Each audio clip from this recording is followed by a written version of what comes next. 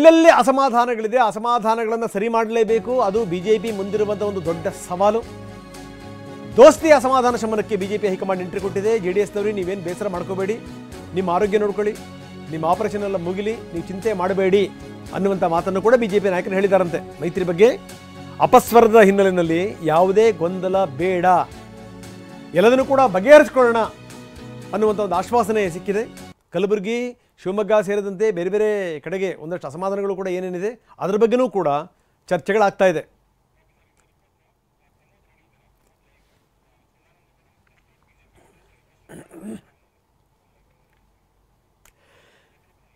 ಬನ್ನಿ, ಪ್ರಮೋದ್ ಶಾಸ್ತ್ರಿ ನಮ್ಮೊಂದಿಗೆ ಈಗ ನೇರ ಸಂಪರ್ಕದಲ್ಲಿದ್ದಾರೆ. ಪ್ರಮೋದ್, ಬಹಳ ಗಮನಿಸಬೇಕಾದಂಥ ಸಂಗತಿ, ಯಾಕಂದರೆ ನೋಡಿ ಎಲ್ಲವೂ ಕೂಡ ಬಹಳ ಸುಸೂತ್ರವಾಗಿದೆ. ದೊಡ್ಡ ಮಟ್ಟದಲ್ಲಿ ಬಿಜೆಪಿ ಗಾಳಿ ಎದ್ದಿದೆ.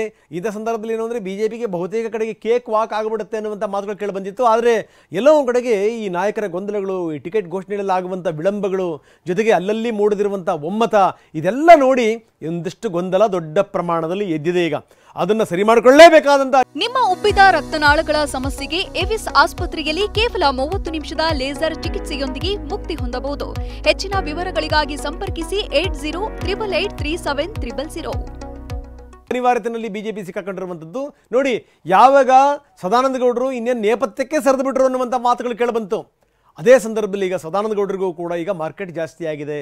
ಯಾವಾಗ ಕಾಂಗ್ರೆಸ್ ಅವರಿಗೆ ಟಿಕೆಟ್ ಕೊಡ್ತೀವಿ ಅಂತ ಹೇಳ್ಬಿಡ್ತಲ್ಲ, ಈ ಸಂದರ್ಭದಲ್ಲಿ ಮತ್ತೆ ಈಗ ಸದಾನಂದ ಗೌಡರನ್ನು ಮನವೊಲಿಸುವಂಥ ಪ್ರಯತ್ನಗಳು ಶುರುವಾಗಿದೆ. ಏನಾದರೂ ಒಂದಷ್ಟು ಲಕ್ ಕುದುರಿದರೆ ಅವರಿಗೆ ಚಿಕ್ಕಬಳ್ಳಾಪುರದಿಂದ ಟಿಕೆಟ್ ಸಿಕ್ಕರೂ ಕೂಡ ಆಶ್ಚರ್ಯ ಇಲ್ಲ ಅಂತ ಏನೇನು ನಡೀತಾ ಇದೆ ಬಿಜೆಪಿ ವಲಯದಲ್ಲಿ. ಮೊದಲು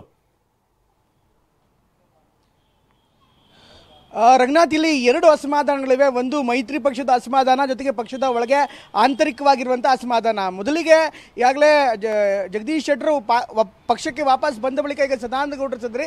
ಆದರೆ ಸದಾನಂದ ಗೌಡರಿಗೆ ಈ ಬಾರಿ ಅಷ್ಟೊಂದು ಮಹತ್ವ ಇದೆಯಾ ಅನ್ನುವಂಥದ್ದು ಒಂದು ಪ್ರಶ್ನೆ. ಸಾಕಷ್ಟು ರಾಜಕೀಯ ಡೆವಲಪ್ಮೆಂಟ್ಗಳನ್ನ, ರಾಜಕೀಯ ಏರುಪೇರುಗಳನ್ನ ಗಮನಿಸಾದ್ಮೇಲೂ ಕೂಡ ವಾಸ್ತವವನ್ನು ಮಾತನಾಡಬೇಕು ಅಂದರೆ ಮೊದಲಿದ್ದ ಚರಿಷ್ಮಾ ಆಗಲಿ, ಮೊದಲಿದ್ದಂಥ ಮಹತ್ವ ಆಗಲಿ ಇವತ್ತಿಗೂ ಕೂಡ ಸದಾನಂದ ಗೌಡರಿಗೆ ಇಲ್ಲ ಅನ್ನುವಂಥದ್ದು ಅಷ್ಟೇ ಸತ್ಯ ಕೂಡ ಹೌದು.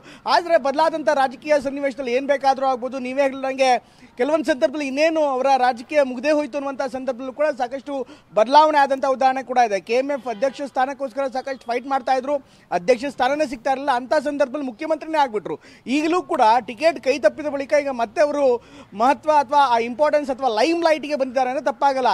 ಈಗಾಗಲೇ TV9ಗೆ ಸಿಗ್ತಾ ಇರುವಂಥ ಮಾಹಿತಿಯ ಪ್ರಕಾರ ಒಂದು ಕಡೆಗೆ ನಿನ್ನೆ CEC ಸಭೆ ನಡೀತಾ ಇದೆ. ಅದರಲ್ಲಿ ಸದಾನಂದ ಗೌಡರನ್ನ ವಾಪಸ್ ಅಥವಾ ಇನ್ಫ್ಯಾಕ್ಟ್ ಕಾಂಗ್ರೆಸ್ ಪಕ್ಷಕ್ಕೆ ಕರೆತರುವ ಬಗ್ಗೆ ಸಾಕಷ್ಟು ಚರ್ಚೆಗಳಾಗಿದೆ. ಈಗಾಗಲೇ ಮಲ್ಲಿಕಾರ್ಜುನ್ ಖರ್ಗೆ ಅವರು ಇದಕ್ಕೆ ತೀವ್ರ ವಿರೋಧ ಇದ್ದಾರೆ ಅನ್ನುವಂಥ ಮಾಹಿತಿ ಕೂಡ ಇದೆ. ಯಾಕೆಂದರೆ ಜಗದೀಶ್ ಶೆಟ್ಟರ್ ಬಂದಾದ ಬಳಿಕ ಮತ್ತೆ ವಾಪಸ್ ಹೋದ್ರು.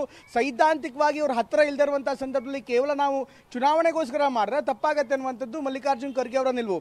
ಇದರ ಜೊತೆಗೆ ಮುಖ್ಯಮಂತ್ರಿ ಸಿದ್ದರಾಮಯ್ಯ ಅವರು ಕೂಡ ಸದಾನಂದ ಗೌಡರನ್ನ ಪಕ್ಷಕ್ಕೆ ಕರೆತರೋದ್ರ ಬಗ್ಗೆ ಒಲವಿದೆ ಬಿಟ್ಟರೆ ಮತ್ತೆ ಅವರನ್ನ ಟಿಕೆಟ್ ಕೊಡೋ ಬಗ್ಗೆ ಅವರಿಗೆ ಅಷ್ಟೊಂದು ಆಸಕ್ತಿ ಇಲ್ಲ. ಆದರೆ DK ಶಿವಕುಮಾರ್ ಮಾತ್ರ ಬೆಂಗಳೂರು ಉತ್ತರಕ್ಕೆ ಸೂಕ್ತ ಅಭ್ಯರ್ಥಿ ಸದಾನಂದ ಗೌಡರು ಆಗ್ಬೋದು ಅನ್ನುವಂಥ ಒಂದು ವಿಚಾರವನ್ನು ಮುಂದಿಟ್ಕೊಂಡಿದ್ದಾರೆ. ಈ ಕಾರಣಕ್ಕೋಸ್ಕರ ಅವರ ಪರ ಮತ್ತು ವಿರೋಧವಾಗಿ ಸಾಕಷ್ಟು ಚರ್ಚೆ ಆಗ್ತಾ ಇದೆ. ಇನ್ನೊಂದು ಕಡೆ ಬಿಜೆಪಿ ಚಿಕ್ಕಬಳ್ಳಾಪುರದ ಕಾರ್ಡನ್ನು ತೋರಿಸ್ತಾ ಇದ್ರು ಕೂಡ ಅಂತಿಮವಾಗಿ ಬೇರೆಯವರಿಗೆ ಕೊಡುವಂತಹ ಸಾಧ್ಯತೆ ಹೆಚ್ಚಿದೆ. ಹೀಗಾಗಿ ಕೇವಲ ಅಸಮಾಧಾನವನ್ನು ತಣಿಸೋದಕ್ಕೆ ಮಾತ್ರ ಸಾಧ್ಯ ಅನ್ನೋದು ಒಂದು ಭಾಗ. ಮತ್ತೊಂದು ರಂಗನಾಥ್, ಈಗ JDS ವಿಚಾರಕ್ಕೆ ಬರೋಣ. JDSನಲ್ಲೂ ಕೂಡ ಸಾಕಷ್ಟು ಬೇಸರ ಮನೆ ಮಾಡಿದೆ. ಯಾಕೆಂದರೆ ಮೈತ್ರಿ ಸ್ವರೂಪ ಇನ್ನೂ ಕೂಡ ಸ್ಪಷ್ಟತೆ ಇಲ್ಲ. ಈಗಾಗಲೇ ಅನೌನ್ಸ್ಮೆಂಟು ಕೂಡ ಅಧಿಕೃತವಾಗಿ ಇಲ್ಲ. ಪಕ್ಕದ ರಾಜ್ಯಗಳನ್ನು ನೋಡ್ಬೋದು, ಅಥವಾ ದೂರದ ಬಿಹಾರನ್ನು ನೋಡ್ಬೋದು, ಅಥವಾ ಇನ್ನಿತರ ರಾಜ್ಯಗಳಲ್ಲಿ ಎಲ್ಲೆಲ್ಲಿ ಮೈತ್ರಿ ಆಗಿದೆಯೋ ಅಲ್ಲೆಲ್ಲವೂ ಕೂಡ ಬಿಜೆಪಿ ರಾಜಕೀಯ ನಾಯಕರನ್ನ, ಉದಾಹರಣೆಗೆ JDU ತೆಗೆದುಕೊಳ್ಳೋದಾದ್ರೆ ಅಥವಾ ಚಿರಾಗ್ ಪಾಸ್ವಾನ್ ಅವರನ್ನು ತೆಗೆದುಕೊಳ್ಳೋದಾದ್ರೆ ಅವರಿಗೆ ಸೀಟ್ ಶೇರಿಂಗ್ ಜೊತೆಗೆ ಈಗಾಗಲೇ ಲೀಸ್ಟ್ ಬಿಡುಗಡೆ ಕೂಡ ಆಗಿದೆ. ಆದರೆ ಕರ್ನಾಟಕದ ಮಟ್ಟಿಗೆ ಸೀಟ್ ಪಕ್ಕಕ್ಕಿರೋಣ ಕಾರ್ಯಕ್ರಮದಲ್ಲೂ ಕೂಡ ಅವರಿಗೆ ಆಹ್ವಾನವನ್ನು ನೀಡಲಾಗ್ತಾ ಇಲ್ಲ. ಶಿವಮೊಗ್ಗ ಇರ್ಬೋದು, ಕಲಬುರಗಿ ಇರ್ಬೋದು, ಇಲ್ಲೂ ಕೂಡ ಆಹ್ವಾನ ನೀಡಿಲ್ಲ. ಹೀಗಾಗಿ ಅಸಮಾಧಾನ ಹೊರಹಾಕಿದ್ದಾರೆ. ಈಗ TV9ಗೆ ಸಿಕ್ಕಿರುವಂತಹ ಮಾಹಿತಿಯ ಪ್ರಕಾರ ಅಮಿತ್ ಶಾ ಮತ್ತು ನಡ್ಡಾ ಅವರು ಕುಮಾರಸ್ವಾಮಿ ಜೊತೆಗೆ ಮಾತನಾಡಿದ್ದಾರೆ. ಅದನ್ನ ಎಲ್ಲ ಬಗೆಹರಿಸ್ತೀವಿ ಅನ್ನೋ ವಿಶ್ವಾಸ ಕೂಡ ಅವರು ವ್ಯಕ್ತಪಡಿಸಿದ್ದಾರೆ. ಆಪರೇಷನ್ ಆದ ಬಳಿಕ ಕುಮಾರಸ್ವಾಮಿ ಅವರಿಗೆ ಆಪರೇಷನ್ಸ್ ಇದೆ, ಅದಾದ ಬಳಿಕ ಎಲ್ಲವೂ ಸರಿ ಹೋಗುತ್ತೆ ಅನ್ನುವಂತ ಒಂದು ನಿರೀಕ್ಷೆ ಇದೆ. ರಂಗನಾಥ್, ಓಕೆ, ಧನ್ಯವಾದ ತಮ್ಮೆಲ್ಲ ಮಾಹಿತಿಗೆ.